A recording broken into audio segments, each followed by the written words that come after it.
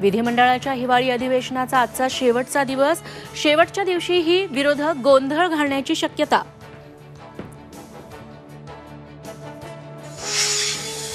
सुधीर मुनगंटीवार यांच्या समर्थनात नागपूर शहरात बॅनरबाजी. मंत्री म्हणून का डावललं? होर्डिंग्जमधून कार्यकर्त्यांचा सवाल.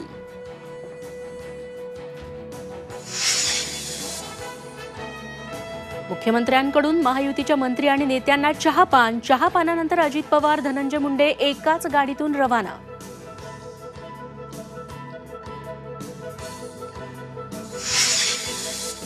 शरद पवार आज बीड आणि परभणी दौऱ्यावर. संतोष देशमुख आणि सोमनाथ सूर्यवंशींच्या कुटुंबियांची घेणार भेट. पोलिसांचा मोठा बंदोबस्त.